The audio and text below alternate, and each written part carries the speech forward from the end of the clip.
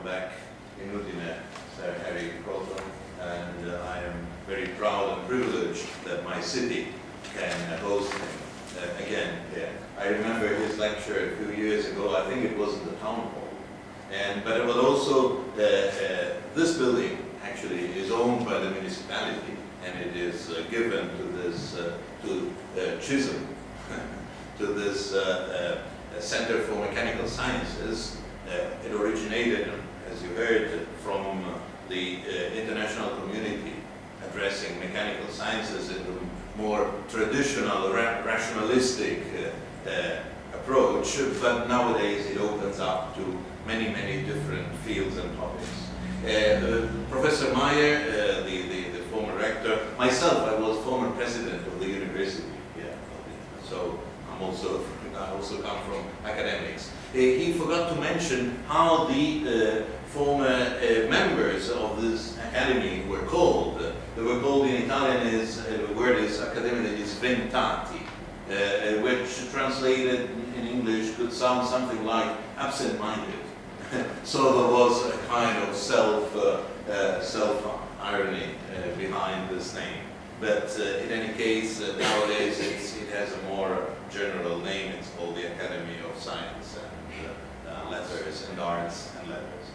So I am very pleased that Udine can host such a distinguished speaker, and of course also this series of lectures and conferences. Udine is the capital of this region called the Friuli, and one of the facts that makes it the capital of this region is precisely because this is the center, the cultural center, the academic center, the educational center. All our higher schools, all our, of course, the university, they're all centered in Udine. So Udine becomes the capital also through culture, and this time of this particular period of our history is quite significant. So I am very pleased, again, I say this, to have here again such a distinguished guest, Harry Kroto, and I wish him to come. There's a saying in Italian that says, non c'è due senza tre, which is all good things come in threes, so I hope to have him here for a third time in the future. Thank you very much. Pleasure. Okay, thank you very much.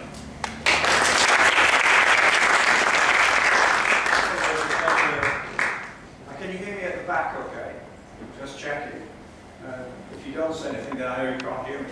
But I'm going deaf as well, so I'll speak up because I don't think there's microphones. I think my position here is a much more general one. You'll get some real nanotechnology from other people, but as young scientists, there are issues that I think are important, and I'll cover hopefully many of those in this particular presentation. Well, I'm going to talk about carbon in nano. Outer space, that's for people who have just arrived at 2 o'clock in the morning, in case you didn't realize it. But anyway, I just thought I'd tell you that I didn't always want to be a scientist, so I thought I'd just say something about science for me. As a kid, I actually turned out I wanted to be Superman, and it turns out I found this photograph of myself. It was a problem, couldn't fly very well. So I had to do a lot of other things, and one thing about this, don't just focus on science. So I played tennis for Sheffield and did gymnastics, and I also acted in a play. This play was Henry V, and in fact, just in case, I'm the handsome guy on the right here. But I usually say you should stay and do science, because the guy on the left, he became an actor, and he's now 5,000 years old. In fact, Ian McKellen and I were the same year, and I'm a lot younger than he is. You age more rapidly, so stay a scientist. Ian and I were in the same year, a fantastic actor, and in fact, he came to Tallahassee not last year, the year before, and spent 2 or 3 days teaching the kids how to act, and it was a fantastic period. He stayed with us for a few days.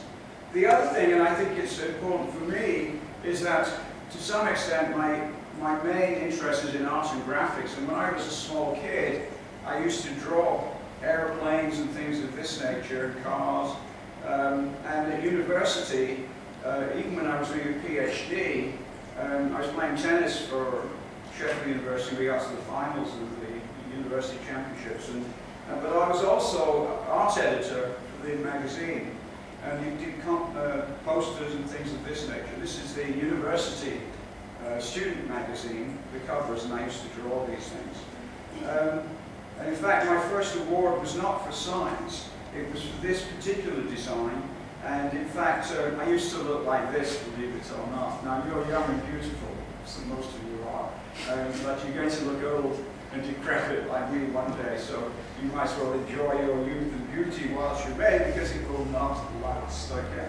So I do logos and lots of other things of this nature. I did this for a children's workshop in Australia. So these are some of the things that my wife, who's French, speaks French extremely well, for CISM2011 to Tallahassee. I redesigned the Japanese flag here. This is give you an idea of that sort of things. And this stamp for the UK. I'm not quite sure what that is, but there you go. So these are, and this is Margaret, who's in the front here. So these are the sort of things I used to do. And perhaps one reason why I'm a scientist is when I drew this frog, I only got good for it, and I thought I deserved very good for that frog. So I ended up a scientist. I also had Pugno, and I built things, but I thought I'd show you what it was like to take a photograph. And I think this is important because this was my camera. How many of us in this room have seen a camera, had a camera like this? Yeah, almost nobody. Amazing, really. But anyway, you used to have to put the film in the dark, say. You used to have to work out the exposure. This is an exposure meter with the aperture setting and the timing. And you had to set the distance here. That was how far the object was away. This is the iris setting. Then again, you can see, if you look back at this, meters. You had to make judgments. And unload the film after you've taken the picture, put it on a spool to develop, pour in the chemicals to develop it and wash it, and then hang it out to dry.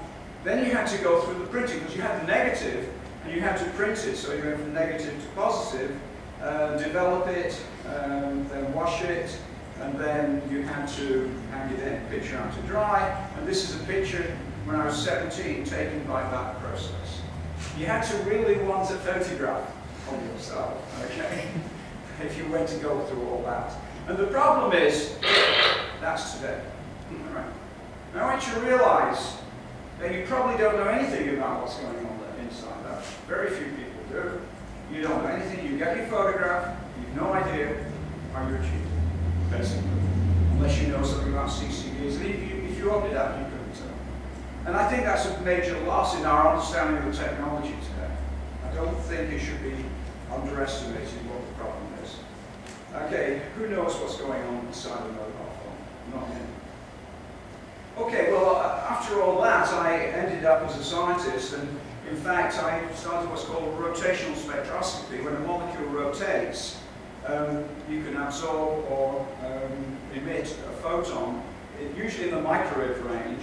And during the 70s, I actually had this project, and we detected all these new molecules by rotational spectroscopy in the microwave. I was a microwave spectroscopist. And the most important, to some extent, were those at the bottom, those carbon chain molecules. Now, my colleague, David Walton, who's seen on the left here, was an expert in sticking carbon atoms together. And what he used was a copper catalyzed oxidative coupling. You see here H2O, and in the presence of oxygen and copper, you can pull out the water and you can put the carbon chains together. So it's a way of constructing carbon chains. And David had made a chain with 8 carbon atoms here, and also one with 32 carbon atoms. And I was just staggered by this. I mean, so we got together to create some of these carbon chains. And the reason for doing it, I want to stress that the original reason for doing this, because I wanted to understand the dynamics of vibration. Okay? Engineering, on a nanoscale, what are the vibrations of these long carbon chain molecules? So we got together, David and I, and he devised the prep, and an undergraduate, Anthony Alexander, made this molecule, HC5N. With a dipole moment, we measured its microwave spectrum, and about the same time, radio astronomy was coming on song, and people were detecting molecules in space, in the space between the stars. And if a molecule like that is around, basically as it rotates, it can emit a photon which you can detect, and this at a certain frequency. And we knew what the frequency was because we measured it in the lab. So if we can tune our radio telescope to the frequency in the laboratory and we see that signal, maybe we have the molecule. So that's basically this, and this is a picture of the radio telescope that we use. It's a picture, it was in Canada, in Algonquin Park, and I've got to do this, it's a whole new situation here. Okay, let's do that. And this is a picture of the telescope, and you can see it's obviously in the middle of summer in Canada. And this telescope detected the carbon chains in space. I'll give you an idea of the size. This is a door that you can walk in, so it's a big, big object. And we were able to detect carbon chain molecules in a region of space, which you can see there, not all over the place. It was just in certain pockets. And it was very, in fact, a lot of pockets, and it was quite readily detected all over the interstellar medium. And I wondered really why they were there. So here we have an important aspect of science. Why did this all start? Because I was interested in the dynamics, the quantum mechanics of vibrations of carbon chain molecules. What to do? I collaborated with someone who was an expert at synthesis. And we ended up detecting these molecules in space. We're moving from quantum mechanics, synthetic chemistry, spectroscopy, interstellar space, to the chemistry of interstellar space. And this is the detection of HC7N, that signal we knew should be in this central channel. And there it was. That was the most exciting day of my life as a scientist. It wasn't C60, it was this detection. Okay, and here I show you, just in case you didn't know, I used to have hair, okay, up there. And Lorne Avery, Takeshi Oka, fantastic scientist now at Chicago, Norm Broden, John McLeod, the astronomers. And I thought I'd show you, we were so proud of this that it got in the newspaper, a space find. NRC team probes 300 light years and discovers a new large molecule. The chemicals were discovered thanks to Canadian work in radioastrology. Okay, I hope you know the difference, but not everybody does. In fact, I suspect 99 out of 100 politicians don't know what the difference is either. But anyway, unless they're a mathematician. Now, so what there has been over a long period of time has been a real interaction between spectroscopists and astrophysics. Because here we see the light from a comet.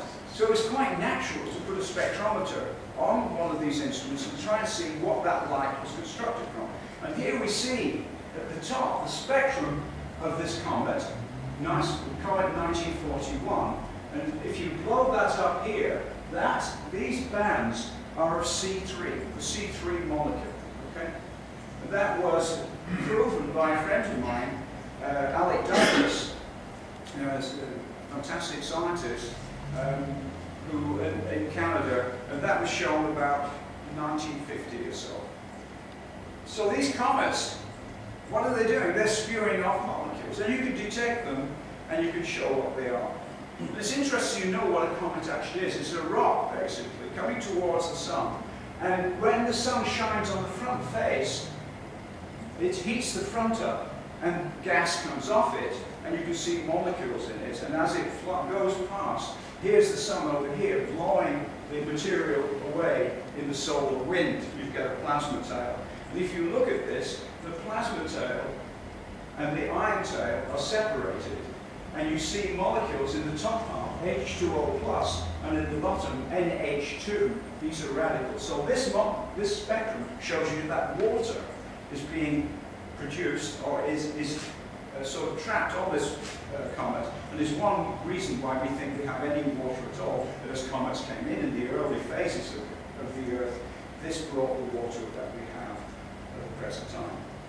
Okay, so there are comets, and in fact C3 is coming up with as well. About the time of our discovery, Eric Becklin, who's a friend of mine at UCLA, observed this, and I hope you can see it. I should reduce it a little more. Anyway, Eric was an infrared astronomer, and is an infrared astronomer. And here we see this signal, and as we go along, suddenly it went off scale. Can you see that? It's gone right off scale. And if you see what he wrote, it says here, the first 10 micron measurement, and in fact, it's upside down. Can you read upside down, you guys? Okay. 10 times larger than any star. Okay. Upside down. Okay. For some reason, I've lost, I think. I don't know whether that goes. Yes, it does. It doesn't go. Sorry about that. But it's off scale. And Eric said I went running down the hall because I knew this was something really special. This was a fantastically powerful infrared emitter. You couldn't see it in the optical range, but in the infrared, it was incredibly strong. And so he knew that this was special. And this was the star IRC 10216. Now IRC 10216 later on was studied. Now they knew where it was. It was studied by microwave spectroscopy, and it was found to have a ring of hydrogen cyanide around it. And here, I'll show you this, is a ring, okay, of C4H in the top right-hand corner. This is a ring of a molecule with 4 carbon atoms and a hydrogen. Okay? So this star is actually blowing this material out. You understand? This is a carbon star in which alpha particles, helium, are squeezed together. Okay? A triple alpha process occurs in which 3 alpha particles squeeze together to give you carbon, and in this star you get carbon molecules. And in fact, they're fascinating stars, and in fact, those are the stars where your carbon atoms were formed. They're formed inside the star then blows up, blows your atoms out into space, and you're lucky to be here, because most of the carbon is still out there. Most of the people who could be here are still out there. And there are quite a number of people who are out on the planet that I think we should send back out there as well. Now, when these results were coming in, remember that we detected these carbon chain molecules by microwave spectroscopy. The second thing is that Eric had discovered this star, which was producing these carbon chain molecules. At the same time, I was aware of this result, which is from 1963 by Hinsenberger and colleagues. In fact, that here was a mass spectrum which went to C33. In fact, David had made a C32 carbon chain molecule. So this was all coming together.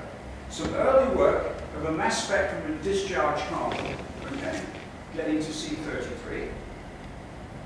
The astrophysical work, as a start, was all coming together. Another interesting thing is that in space, all these lines, these are all lines well observed in the optical spectrum we know. They're called the diffuse interstellar bands, and not a single line has been identified. We know hundreds, thousands, a million molecules. Their spectra are known, but none of these has yet been identified. Even to this day, not a single line has been identified. So here is this. There's something lurking in the galaxy. We see its signal, we can see its spectrum, and we've never, not to this day, have we actually been able to identify any of those bands. So that's the situation. 1984, I arrived with all these things on my mind, not really thinking about them, but they're in the back of my mind. When I arrived at Rice University, and Bob Curl, with whom I'm staying, said I should go and see Rick Small. And the reason is that he developed a technique for vaporizing metals and silicon and things of this nature. So Rick, it was a revolutionary technique in which you vaporize a metal with a laser, and you get clusters of, say, metals such as tin, Fe10, iron 10. Before that, you'd only see diatomic molecules by heating the metal up and hoping that you saw it. Well, I suggested, on the basis of thing, that if we replace it by graphite, what we might get are the carbon chains. That was the simple idea. So if we vaporize metals and get these clusters, and Rick is jumping all over the app with a very ebullient sort of character, that if we put graphite here, we'll get the carbon chains. And therefore we're simulating the conditions in the stone. All right? And it turns out, these are some recent images of the IRC-10216. This is about a light year across. That's a light year, about 10 to 100,000 times the size of the solar system. This, imagine here, the Earth is smaller than this particular. The Earth's orbit is way, way down the center. This material is garbage, is soot and molecules coming out of RLC-10. It's just spewing all this material out into space to be organized into planets and us. Okay, you get the idea? So that's the situation, and as you well know, with Jim Heath and Sean O'Brien and Yuan Liu, we actually did this experiment, and what we see here is the mass spectrum, one of the first mass spectra we got, and what we did was reacted it with hydrogen. This is C14, and the free carbon molecule should have an electron on the end here, the even numbered ones. We should be very reactive and add just one hydrogen at this end and one hydrogen at the other end. And here we see on the side of the mass spectrum, here is C14, and here is C14H2. So, bingo, beautiful, exactly what I predicted, that we would get these carbon chains, and then we reacted the carbon chains, and we found, yes, we had C14 carbon chain with hydrogens on the end. And we went up to C28. And you can see here, right up there. There is C20 with 2 hydrogen atoms on it. Brilliant. It works. What do we know? What did we learn? Nothing. Because it worked. All right? However, there was a surprise. This is 10, this is 11, 12, 13, 14, 15. These are up to about C30. The big surprise was that here was a signal of C60 plus question mark. And I wrote that on mine. That was my printout on the day that we printed this out. C60, huge, C70 also. What's going on? Well, we vaporized metals, and what do we think? Maybe it's closed up into a cage. I'm not going to go into detail, but this was an image in my mind. And that image is in a magazine called Graphics, because my interest was graphic art and design. I'd taken this magazine, Graphics, ever since I was a student. And this image was a fantastic one. And in fact, we had visited Expo 67, Margaret and I, and our oldest son, very young at the time. We went to Expo, and once you see this building, you never forget it. In fact, you can see here, this is a house. This is the roof of the house. So it's not small. It's pretty big, all right? And this is in the foreground as well, okay? So this is a big, big object. So we concluded, after a little bit of deliberation, that what had happened is we produced the C60 molecule and vaporized somehow. Okay. And then we realized that it was the same shape as a soccer ball, so you don't have to be Italian or Leonardo da Vinci to say, gee, it's got to be right. All right. Well, that was, once we realized that, it just was overwhelming.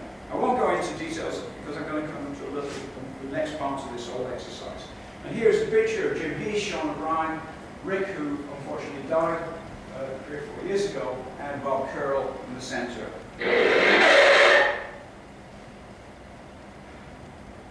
I want you to realize that, and this is difficult for young people, is that keep your minds open because the big breakthroughs come out of the blue. We created a whole new area of organic chemistry. Okay. Now say you're a young guy, as I might have been because at school I was really very interested in organic chemistry. Had I gone on to university and then on to do research, I said, I have a dream. All right. I don't have a dream. I never had a dream. I just wanted the job, you know. And so I want to create a whole new field of organic chemistry, right? Some of you might say, oh, what would you do? Well, you do organic chemistry, wouldn't you? The obvious thing is to do organic chemistry. You would not go into the quantum mechanics of linear molecules, chemical physics. You would not go into astrophysics. Okay? So this particular breakthrough, for which there are now something like 15,000 papers in the organic chemistry of this molecule, was actually born out of experiments which had nothing to do really with organic chemistry. All right? I want you to sort of think about this, because it's a problem. So don't just, as far as I'm concerned, it works for me, is I don't have any dreams, I don't have any aspirations, I'm just interested in the problem, and it turns out the problem then goes on to something else. There are people who have dreams, and they get those dreams, but I'm not one of them. Okay, so that's the situation. What have we done? Carbon chains, that's what we were looking for, and what have we observed? We'd observed molecules, and this is the fantastic image of the crystals of pure carbon molecule by Kretschmer and Huffman. A really amazing breakthrough. Okay, so let's go on a bit.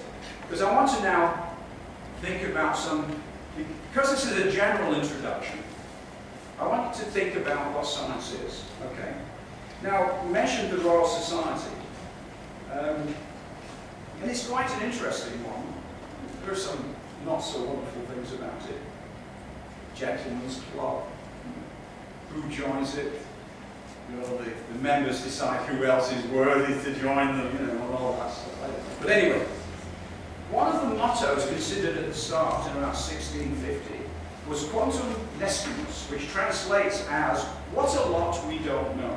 My colleague John Comfort said, it is a good motto, and I don't know why it was not adopted. Perhaps some much mistaken person thought it wouldn't be true for very long.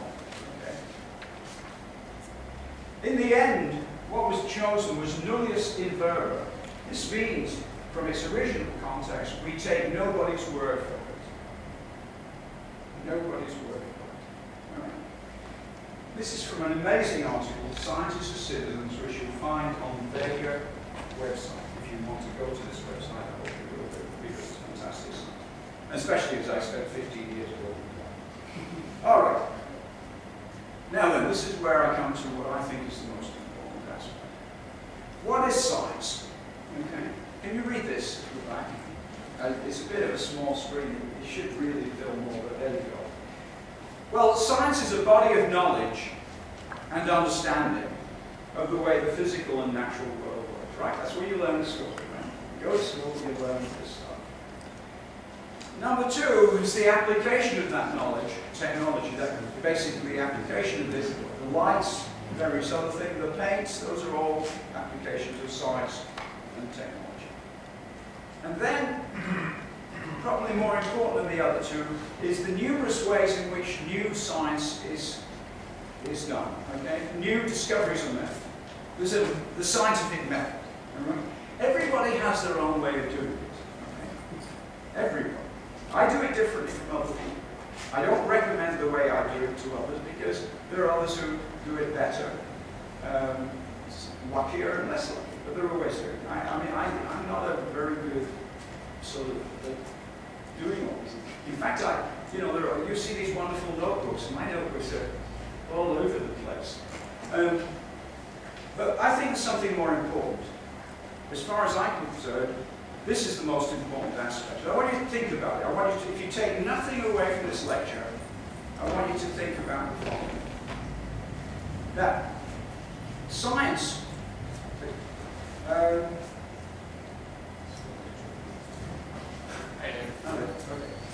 all right, let's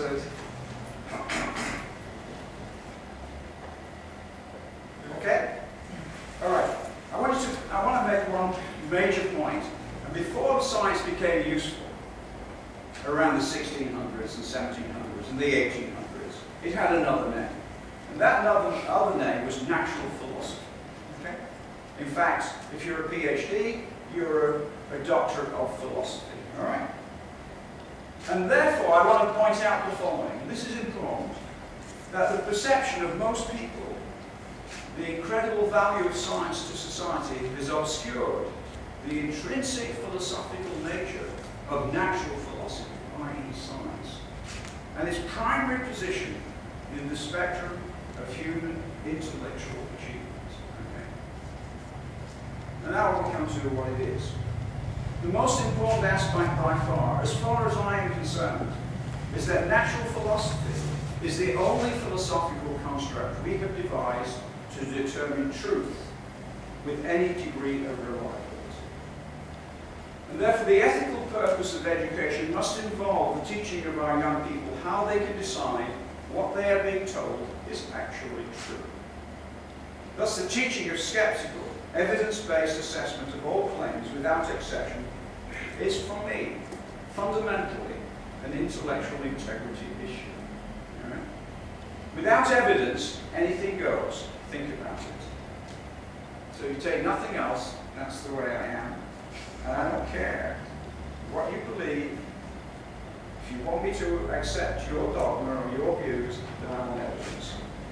Now, one of my favorite quotations in this area is the great enemy of the truth is very often not the lie, deliberate, contrived, and dishonest, but the myth, persistent, persuasive, and unrealistic.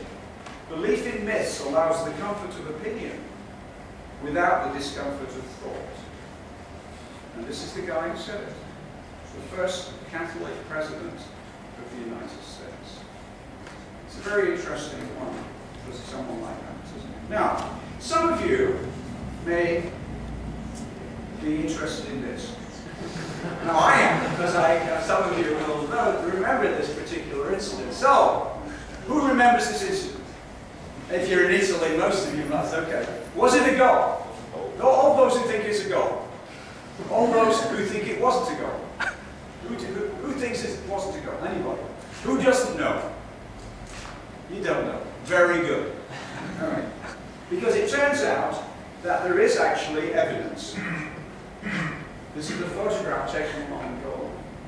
So I'm not interested in anything you say if this is your view, because we don't know. You need evidence, okay? All right? Now it's very interesting that people need evidence for this very simple exercise, but need no evidence for many of the things that they hold important, okay?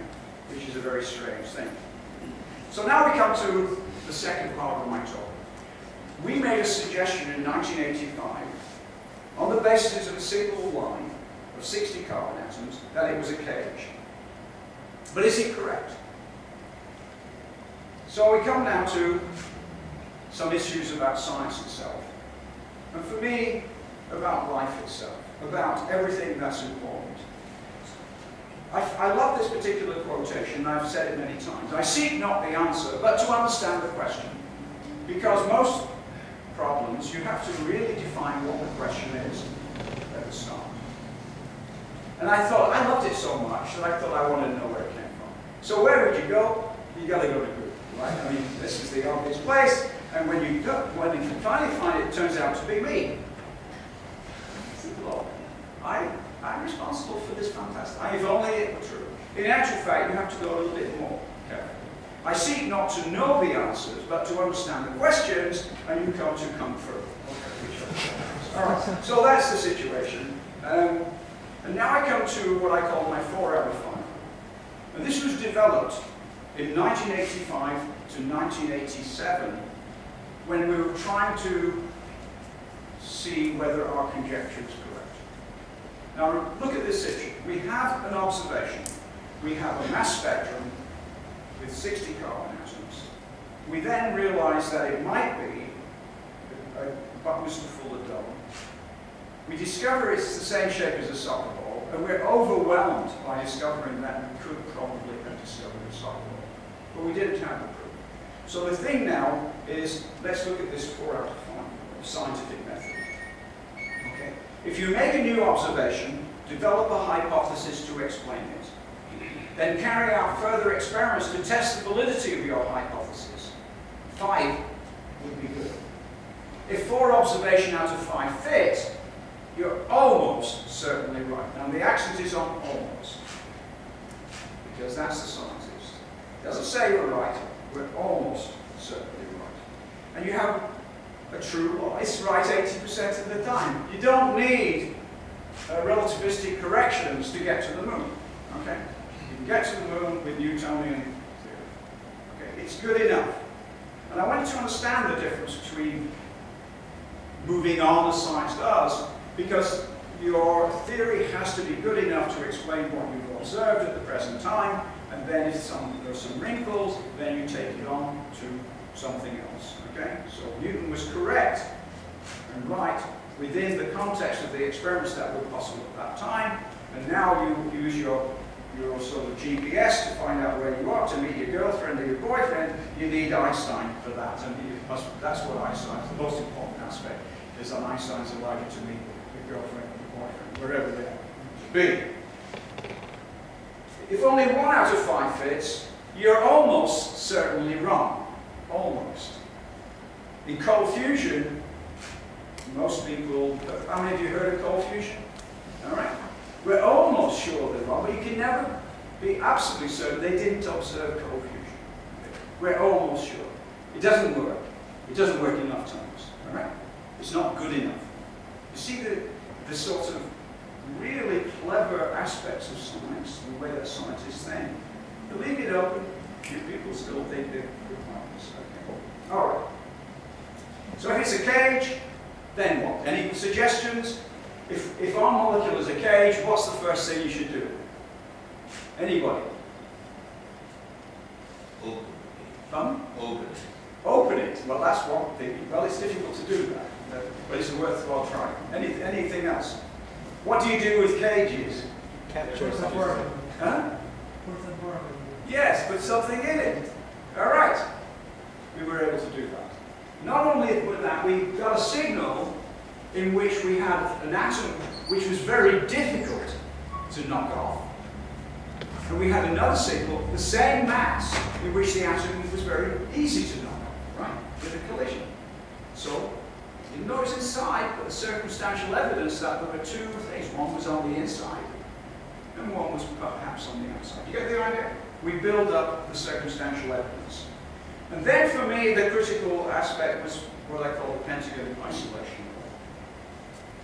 It turns out within about, got back a week later, 2 weeks later, I learned something very interesting, which mathematicians all know, okay?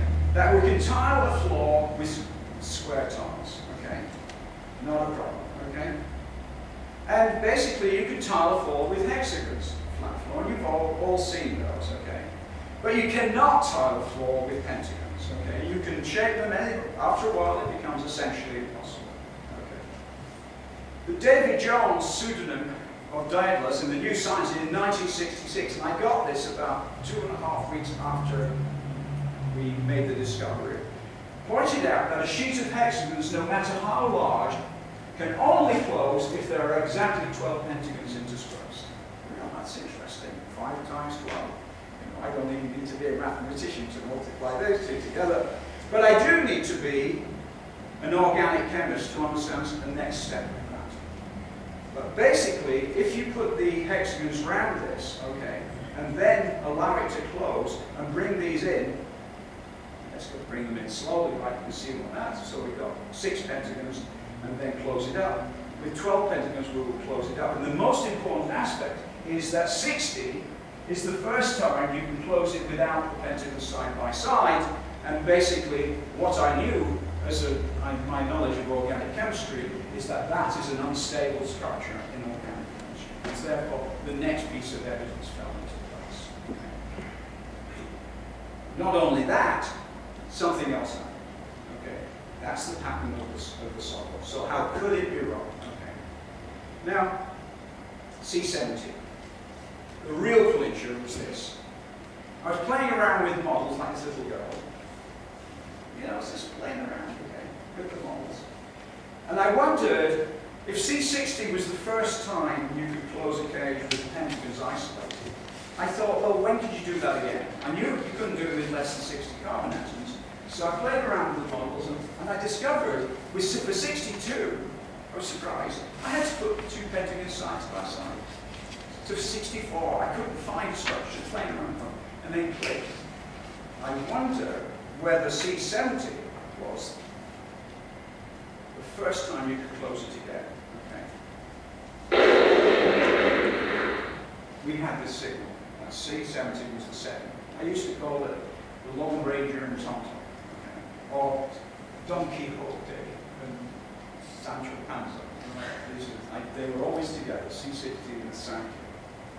And I rang up Tom Schmalz in Galveston and said, you know, I reckon that C70, that you can't close a cage between 60 and 70. He said, we already looked at it, we've proven it for 62, 64, 66, and we're halfway through 68. At that moment, I knew that we must be right, because any scientist would say, we might have several possible explanations of 60 being special, but there's almost no way that one would expect another explanation which would have 70, which is a bit of an odd number, right, being special as well. So at that point I realized I wasn't going to have to commit suicide. And that was an important day, because we'd made a very bold statement and we had to build evidence. And together with the Rice Group, and also at Sussex, independently, and the Rice Group independently, we built up an overwhelming amount of circumstantial evidence over the period 1985 to 1990, to which everything fitted.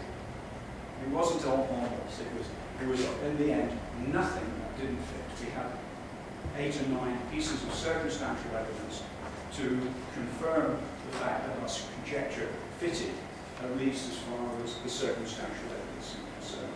Basically, that is C70. Okay.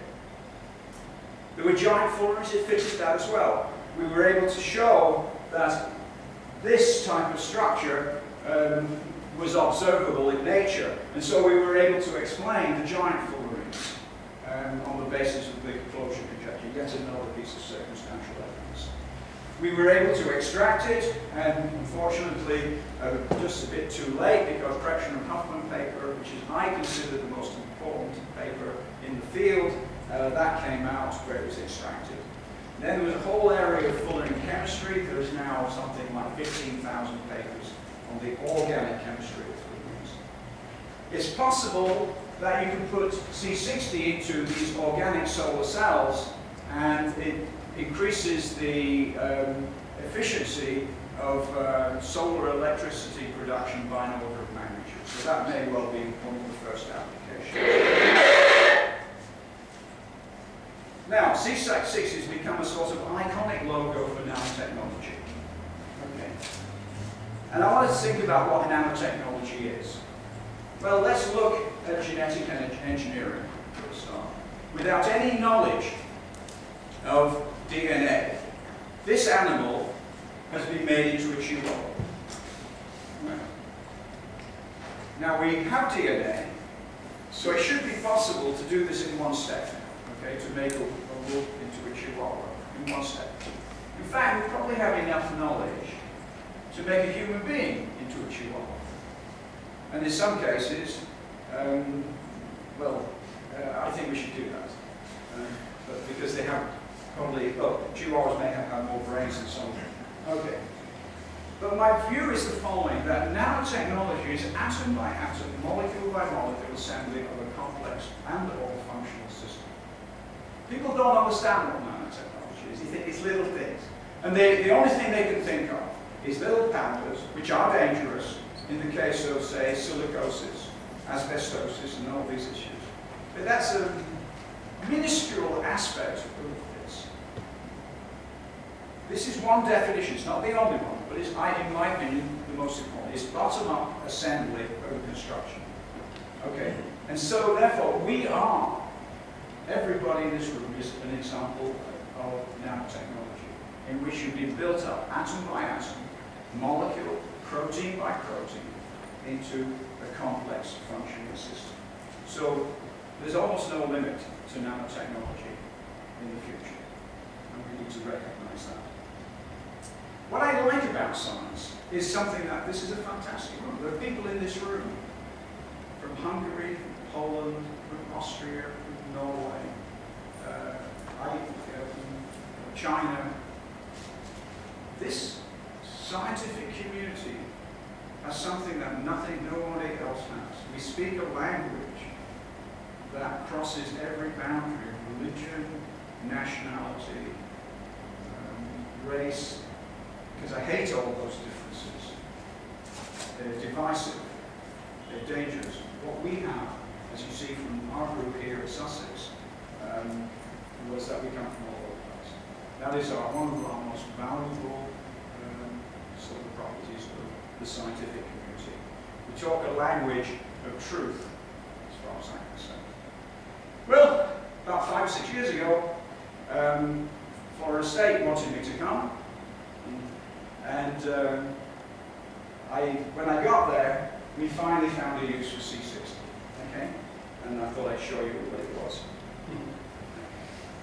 These are my new co-workers, all right? But we took a photograph, and Nicola probably remembers because he was visiting at the time, and here we have a photograph of our group at the US, Paul Duncan, American, Steve Acker, the person from Ghana, is great, Gerald Ventura, Archie Span, both Americans, Prashant Jain, who's living now at MIT. I'm the guy with the hat. This might even be the same shirt. And there's Nicola. Yes, and you got a shirt on, okay, who was visiting at the time. Okay. So it's been a very great sort of move, and I've enjoyed it very much. Okay. You see the Rogues Gallery. I'm going to talk a little bit about nanotechnology, self-assembly, and what it is. C60 taught us something we didn't know about self-assembly. We should have known. It's so simple that under certain circumstances, if you have 60 carbon atoms, we throw them up, they will assemble because that's the most stable form of 60 carbon atoms. We've been working at Florida State on a number of systems. Now this looks a bit complicated, so I'll simplify it by putting a cube through the zinc atoms. Okay, so we have a cube of zinc atoms surrounded by oxygen atoms linked by 4 mate groups. Okay, in the center there's a methyl ammonium ion, and when you look at the X-ray spectrum, you see that there are 3 positions for the nitrogen. So what is going on there? Well, what is going on is that the nitrogen is jumping between 3 different positions, and in fact you can make it rotate. And it's a ferroelectric system.